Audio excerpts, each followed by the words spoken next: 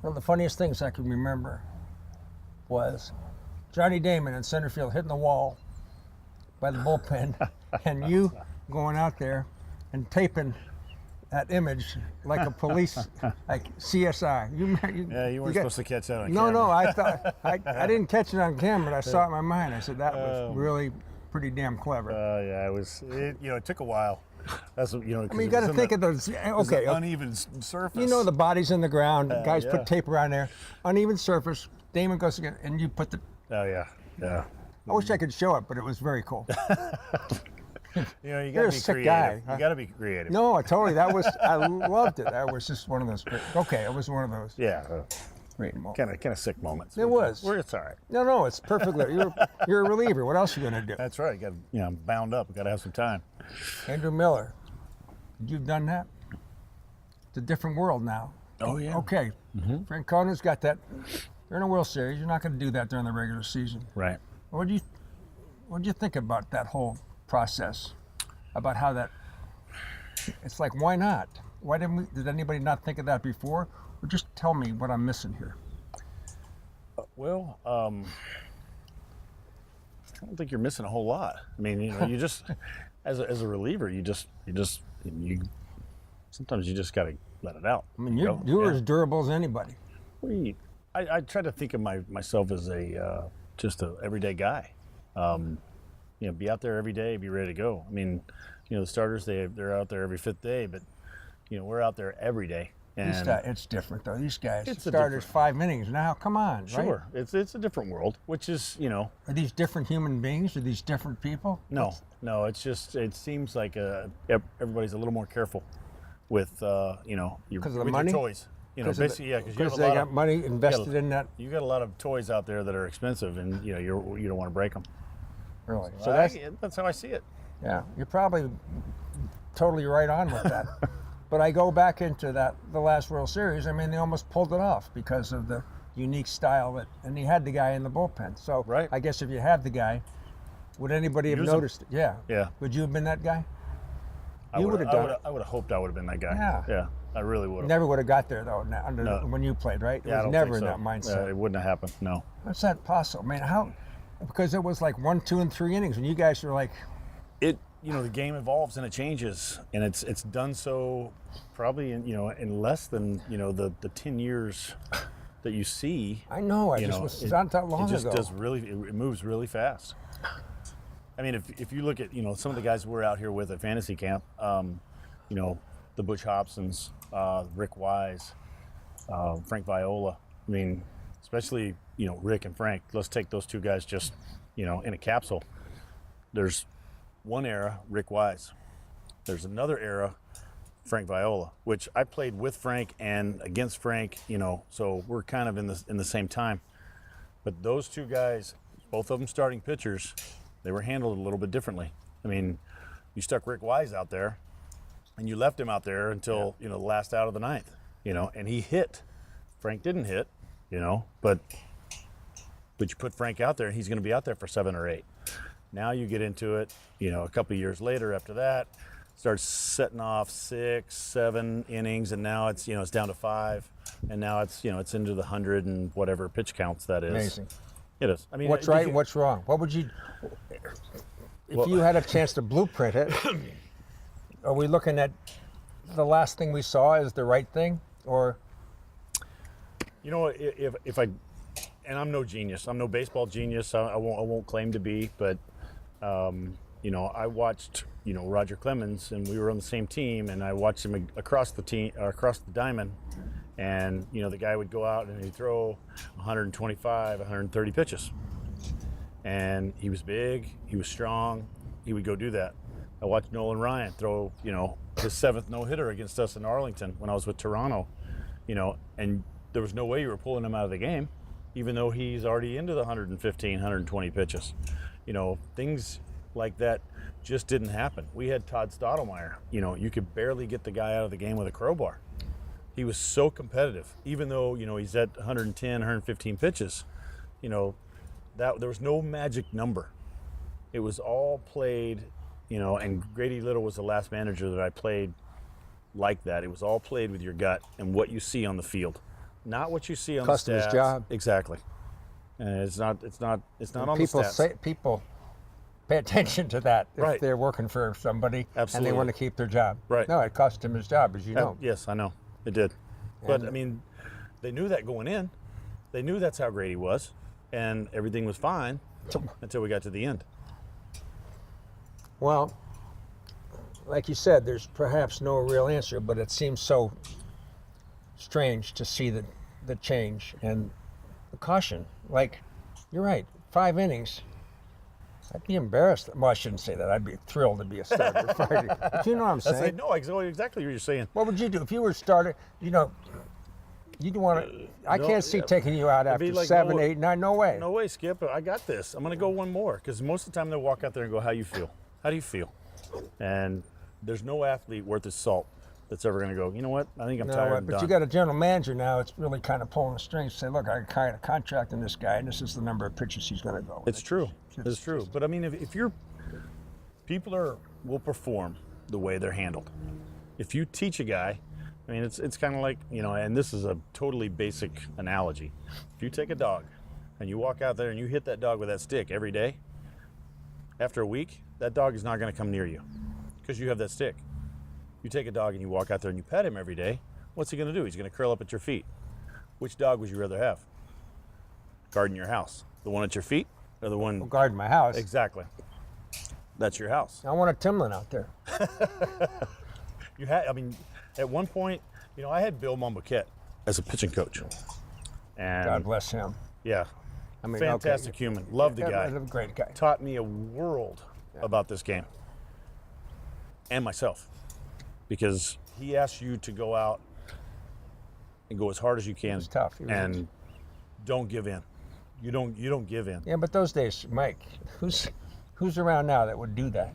Are there any? I was going to even ask you, who's in terms of managers, who was the best one you had handling a pitcher? Who would you want handling you? Is there anybody around there that can step up and look you in the eye and says, "You're done," or "I need John you"? Farrell could do it. And the respect that John Farrell carries is because he's been on the mound. He's had his cleats in the dirt. Same guy. He's been on the, Right. That guy in any athlete, if he's been on the court, if he's been on the football field, if he's been on, whatever field you're playing on, and he's coaching you, Yeah. there's an automatic respect because he's already played the game. He's been in your shoes. He's given up the 0-2 home run. He's given up the double down the line. He knows how you feel. He's seen his own performance when you're tired and the ball's getting up and everybody's, whacking you all over the yard. You have to respect his Makes a lot of sense. opinion. Yeah, I think people overlook that in a big way, but not players. I think Yeah, the players no. are still in touch with that. Yeah. I don't think everyone outside Well, that how would little they know? angle. It's like a fraternity. You guys Yes, know you're right. inside stuff. That's, Sure. Yeah, And you feel it, and you can. yeah. Absolutely. I mean, you I can. think that's the magic. If only Grady had done, not Grady, but if it just had worked out differently. Well, it's funny because, God has a plan, in everybody's life, right? I know. So if Grady pulls out Pedro and we go and we win in 2003, do we win in 07? Do they win in 13? You don't know. You don't know. But maybe it was planned out that, that team goes through the adversity so it's as good as it was the next year, and the next year, and the next year. Aaron Boone got a career out of it. Right. Maybe you needed a job after baseball. maybe- You needed to get on TV. Who knows? No, That's right. but you're right. Things have a way of really working out. Absolutely. And look at we talk about the Cubs and all, My theory is, at the Red Sox, everything changed when they won in 2004. Everything. Mm-hmm. Okay? It's the same for the Cubs. Cubs don't probably know it yet, but they're not the same Cubs. No. No, they're not the Absolutely not. lovable losers. This No. is a different. Everything's changed for them. They probably just don't know it yet. No, they have no idea. Now, your organization now is not. It's not covered in. They're going to lose. No, they're I know. going to get to the and end. the of this. fans kind of identified with that. Right now, there's a confidence. There's going to be a swag. There's going to be however they carry themselves. When you go out and play the Cubs, now you have to worry about them. Beating your backside. Yeah. Because they're going to be good, and they're going to be good for a long time. And they're going to be expected to be good in their home Absolutely. house. Right. It's a different world. But if you it's the same at expect it- Fenway. You know, it's Right. been different. You know, it's Sure. been different. I mean, you now you're held to a higher standard. Yeah. But if you expect that out of yourself, and everybody else expects it out of you, your game steps up. If it's not expected, and if you're just like kind of handled with kid gloves, that's how you're going to play. Was Grady? Well, I shouldn't say Grady because he managed with his gut. Would that be like you? Would you do the gut thing, or would? I would. Yeah. Yeah, I it mean- would be way more of a feel. I mean, obviously there's some things that I don't see that other guys see, and that's why you have 5 coaches over there. Some guys are watching the outfield, some guys are watching the infield. You know, that's why you have so many eyes. That's why you have a bench coach that you can turn around and, you know, we had Tito for a long time. And did he not turn around? You've seen it on many, many games. Turn around to Yeah, Brad I know, right. and say, you know, they're talking about something that he sees that Tito doesn't see, and now they're comparing notes. And that's how you make an educated decision. Well, it's much more scientific. It's, you know, metro, you know, sabermetrics, whatever. You can go as far as you want down that road, but you still have to go out there and throw strikes and make decisions. And so who was the best manager that you really? I shouldn't. That's not a fair question. Well, I should say, who did you maybe enjoyed playing for more than anybody? You know, I really enjoyed playing for Grady, and I I really, can understand why. Yeah, he was. You know, he was a player's manager. Tito was a player's manager. I felt comfortable enough. Of course, you know, at my time, you know, I had enough time in the big leagues that sometimes you're comfortable in your own skin, and I could walk into Tito's office anytime and just go walk in and talk to him. I could rag him, you know, whatever. I believe that. I could see that. I mean, and I'm sure he appreciated that. Absolutely, because you develop a relationship with someone where you're comfortable. You'll do anything in the world for him. Plus his Lou whole Piniella. family, his fathers, you know, the whole. Yeah, absolutely. Yeah, Pinella. Yeah, I had Lou Piniella in Seattle, and my first year when I was traded over there, I was scared of the guy. You know, obviously he's a Yankee legend. I'm scared of the guy. I'm like, holy crap, it's Lou Piniella. We're sitting in Scottsdale in spring training, and I'm pitching. I pitch my inning, you know, and I come in. It's hot, and I sit next to Lou on the top of the dugout bench, and he starts laughing, just giggling. I'm like, what are you laughing at? He goes, you're hitting third. I'm like, I haven't handled a bat in 15 years. Are you serious? He goes, yeah, go show me something. But he had fun at the game. And, you know, he took it serious. He wanted to win. But Lou was built, as soon as the last out was made, it's over. The next day is a whole brand new day. He's a brand new guy. He's not mad at you for dropping the fly ball in the 9th inning or what, nothing. It's let it go on, go to the next one. And I love that about him. How can you not? It's a kid's game. Yeah. It's a game. First and foremost. Boil it down, it's a game. Yeah. Well, when you're on this side of the lines, you don't realize. Yeah, sometimes you No, lose, we you know lose that sight was of it. all about. Yeah, Right. We you know lose what sight that of was. Well, you guys had I thought, a terrific team back then.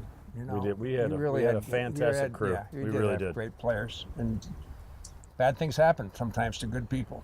True. That's true. And listen, I know you've done a lot for ALS over the years, and I know everybody appreciates that. And I just want to say that, but I really appreciate a chance to talk to you about that because that's something that can't be forgotten. Yeah, as a lot of people know, I lost my mom to ALS, and we still go out to Hopkinton every year and have our Race. Our race. Yeah. So we've been raising, you know, quite a bit of money, you know, for the Angel Fund. But you know, Such an it's awful thing is. Oh, it's awful. And I don't know if you know, one of the cameramen, John Martin with Nesson, was just recently diagnosed. It's just you know what? It's like, awful. You know, especially when someone you know, it happens, and it's like, man, you know, he's not old. He's young. No. You know, and it's like not why, where, you know, and why? And not only does it totally impact the individual, but everybody else around Absolutely. that person, Yeah. caregiver. Mm-hmm. I mean, you got to hang in there. It's just like, what a lesson in life. I mean, Absolutely. who needs that lesson? But No one wants that lesson. No. Some people need it, but no one wants it. oh, thanks for everything. Absolutely. All right, Mike. Thanks Not for a problem. stopping by. Okay, Good buddy. seeing you. Mike TImlin, New England sports legend.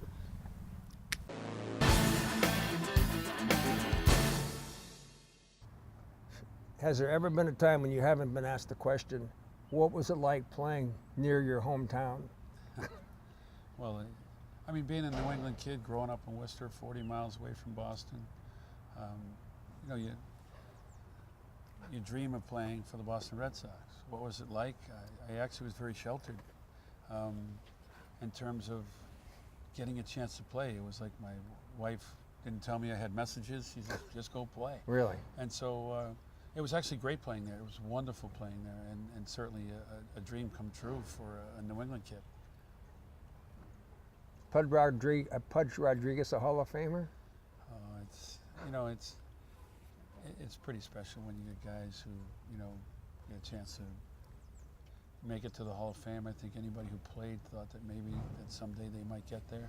But he had a wonderful career, and certainly, you know, he's voted in. It's deserving, and there's always people, the pros and cons. But he was not only a good player, he was a great player.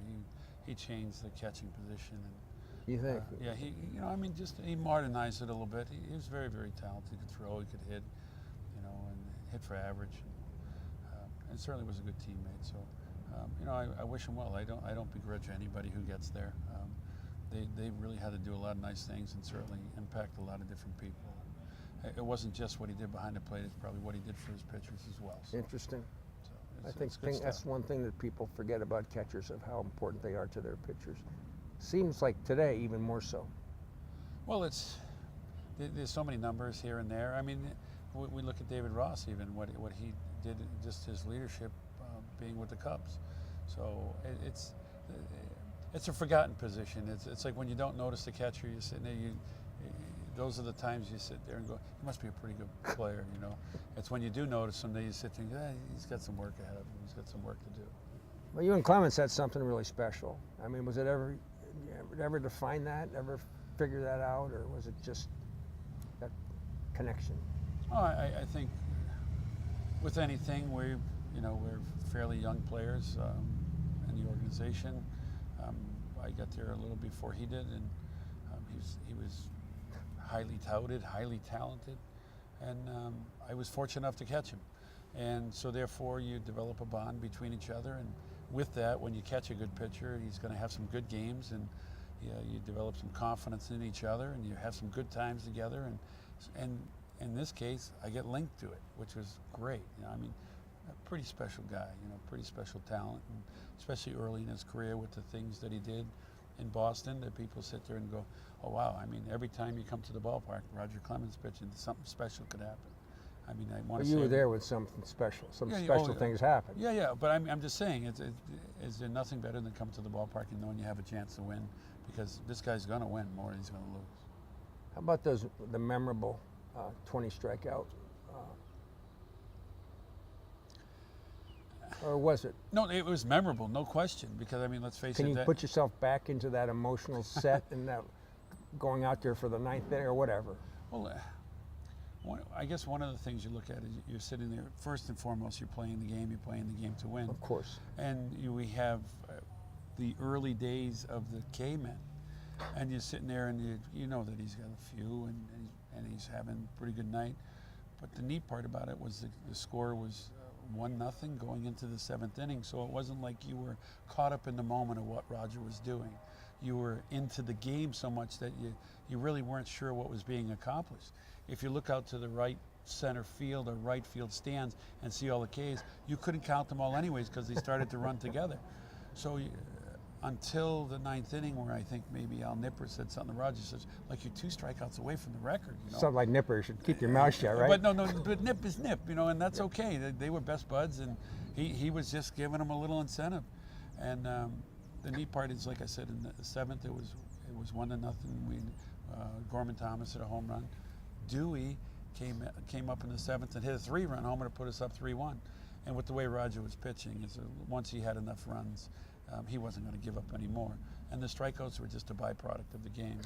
He had wonderful control, and he obviously he mixed up his pitches, but he threw a lot of unhittables. And it's one of the few times, of the few experiences that you have where someone's so dominating that it feels like you're playing catch. And that is no disrespect to the Seattle Mariners, because they had some wonderful players.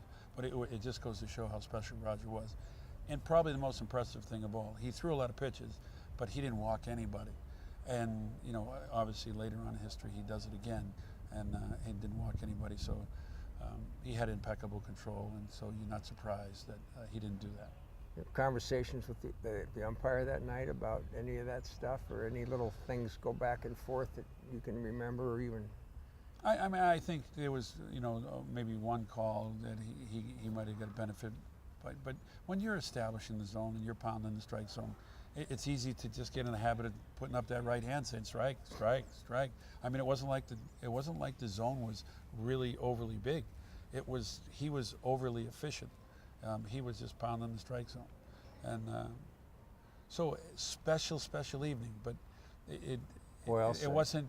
The one nice thing that happened was it was Don Bailey was playing first. He didn't play first that much, and there was a pop up over by the dugout, and he dropped the ball. Oh, yeah, right. And I want to say he ends up striking out that guy, and you sit there and go, well, maybe it wouldn't have happened. And then you sit there and go, geez, how amazing is that? That where Roger was able to pick you up. He's able to, hey, don't worry, I got you covered. And you know, he ends up striking out the side, I think, in that inning, and to get another one. So, and if he didn't get that, it would maybe only been 19. Now your career, after you're done, you worked in Worcester, you worked with the Tornadoes, you got back into baseball, or doing the things that you loved, and now you're with the Red Sox and their organization. And what's ahead for you, or is it one day at a time? I still. You love doing what you're doing. Yeah. I live a baseball life. I'm not sure I'm acclimated or capable of doing anything else outside of being around the ballpark or in sports somehow. That's not enough? No, it is enough. But you know what I mean? It's like some people have limited vocation, you know, and I feel very fortunate that, one, I got a chance to do some things with North Shore, and I coached a few years in Worcester, and certainly the Red Sox give me an opportunity to get back in affiliated baseball, and certainly being in the Red Sox organization where wherever you go, you continually move closer to home. You know, you have Portland, you have Pawtucket, and ultimately, hopefully, you have a chance to be in Boston. But it's just being around the game. Let's face it, the game it keeps you young, and it keeps your mind going, and it's fun to be around. And there's not too many times you can sit there, you have valuable experience that you could pass along to someone else that it might not make it easier, but at least they'll have somebody around them that understands what they're going through and what they're shooting for. You know, you mentioned Ross and the Cubs and the catching. I'm not saying that catching seems to have become more important, but in some ways it's become more noticeable. I mean, you take a look at the Red Sox roster, and Swihart and all the guys that thought that he was going to be, you know, going right to Cooperstown, and then things change. Things change dramatically, and other guys come along. And I don't know what makes the difference. Well, one of the things is staying healthy, and sometimes you have young people, injuries play a role, and it just goes to show you that the high level that you have to play at. You may be able to get away with some things in the minor leagues where you're an athlete, you're physically capable of doing some things, and then you get exposed and you have to make some improvements. I don't think that he can't catch. I think he's a very good catcher. I think he's a very good player, and he certainly can help a big league club. But you get injured, and it's like you don't get a chance to perform, and so now you feel like sometimes, well, I was the guy, and you're not the guy because you think you're the guy. You're the guy because you perform well day in and day out. So it's a constant battle. There's big time competition out here, and sometimes the hot guy is the guy who gets it. Sometimes it's the guy that you got to stay with because you have no choice because you don't have anything else. I think the Red Sox are very fortunate in that they have a Vasquez, they have a Leon, they have a Swihart. And it takes time for those guys to become veteran catchers, leaders on the field. There's still, some of them are finding their way. Some are more mature than others. But the only way that rookies become veterans is opportunity. And it's hard to, this whole league doesn't have all veteran catchers. You got to start somewhere. You got to learn somewhere. You're going to make mistakes somewhere. That's what usually young guys do until they get established, and the years of playing, the confidence they have that they've built up over time, the confidence that the pitchers have developed with them, it comes through time. It's not just given, it's earned. And so that's one of the things that you have to be leery of with young players. They play well, and then it's time. It's not a given thing. You don't get it just to get it. You still have to maintain a high level of playing ability, and you got to keep on improving, and you're going to earn your keep. You're going to find your way. You're going to earn your way.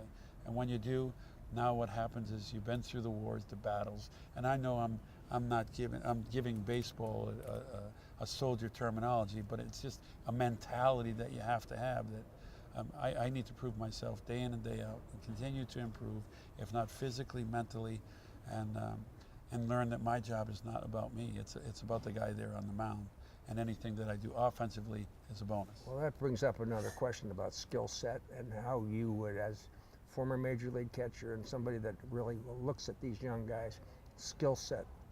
Is it arm? Is it ability to hold runners on or have a chance to throw runners out?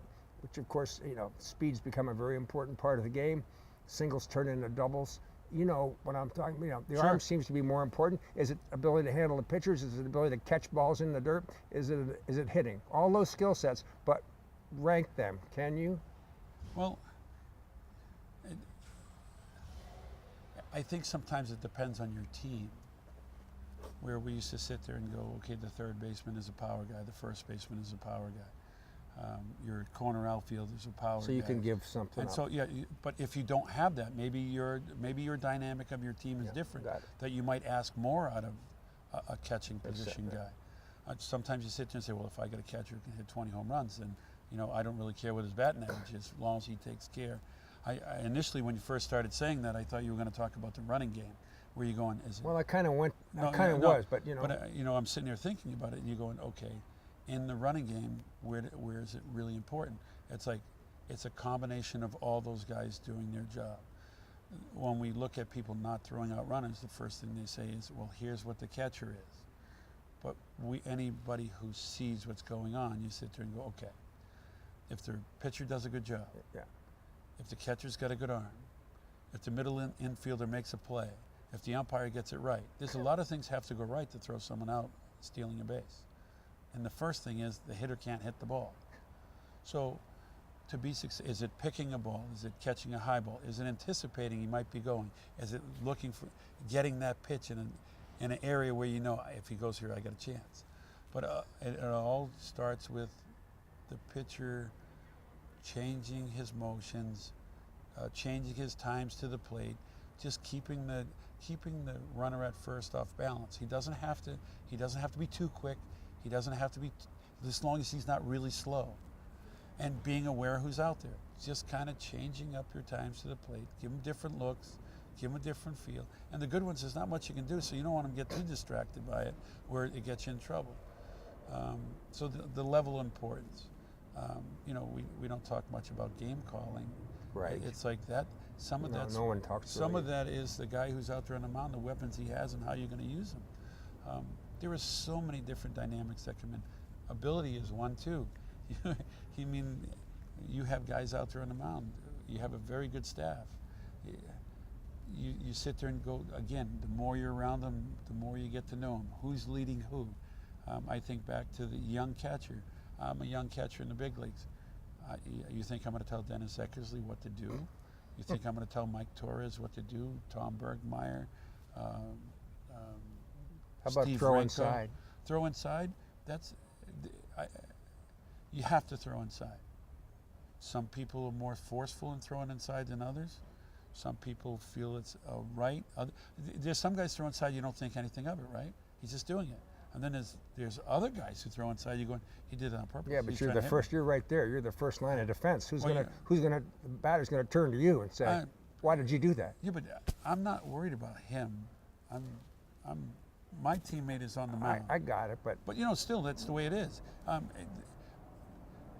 This game at one time was, you tried to intimidate guys. You try to get them off their game. You try to make them uncomfortable at the plate. That's your job. Nobody's ever trying to hurt anybody, but you're still trying to win. And if you can throw a ball inside and make somebody uncomfortable and gets them out of their element, then you're going to do it. there are also some guys you throw it inside and you create a buzzsaw. So you got to be careful with the guys you can and cannot do it to. And then sometimes in the game it just calls for it. Whether it be just a change in a mindset, might be waking up a club. And you're not trying to hurt anybody. You're trying to have a reason to play. You're trying to pick your guys up, or you're trying to protect the guy on your team, saying, we're not going to let you do that. You're not going to be able to pitch inside, and we're not going to be able to. And then what happens is, in this big scheme, is we don't really want that going on, because we don't want anybody getting hurt, especially your stars. But it's inevitable. It's an emotional game, a lot more emotional than people think it is. And you're going, time, we're not robots out here. We're human beings. We have feelings, in a sense that, hey, we'll win, we'll try to win, we'll do whatever we have to do to win. And try to find where that edge is without going over, without trying to make a scene, without trying to get in a fight, if you fight, you're together. And you're going, that's how it is. Even if you don't win the fight, you're in it. You're in it to protect your guys. And that's the way sports is sometimes. It's not always pretty. It's not a gentleman's game. I love talking to you here. We don't have a chance to hear baseball from Rich Gedman very much, but you opened up today like, oh, gosh. Man, you've been holding this back for 20 years. No, But you're working with these fantasy guys. What's that like? Here down in... You know what's the beauty? These guys, they love the game. And I've watched guys, even their bodies change. I've watched older guys, bodies change. You know, they might have came here at 45 and, you know, they didn't have a reason to be in shape, and now they might have had a tough camp where I didn't get any hits, and now all of a sudden they took it upon themselves, well, I'm coming back next year and I'm going to do better. And they probably were athletes in their day. Maybe they played in high school, maybe they played in college, maybe they just love the Red Sox, they want to see the stadium. But it's funny, it's become a wonderful family. There's a solid nucleus of 140 people here, paid a big number to get here and be part of it. And they really enjoy the game. We'd all like to win, but they enjoy the game. They're starting to understand the game. The wish if they could have understood it like that when they were playing it in high school and college, or even after that, where they're playing recreationally and going. I didn't understand the game this way. They see it a lot more clear, and they're a lot better guys together. Where team is a little more important, and even understanding. You know, you're sitting there going, you meet a guy that you've never seen before, and the guy next to you, he's a doctor, he's a lawyer, and you're going, this isn't his profession. He's doing it for the love of the game. There's something to be said for that. So somebody picks up the phone and say, Geddy had a great career, you've done really well in the Red Sox organization, we want you to come manage our team. Goal, final, you know, do you even dare let yourself think about taking that phone call? Come on. No, I mean, I think all of us in their minds have a goal. I really, I'm not reaching for anything. I kind of. Could you do I'm it? at the.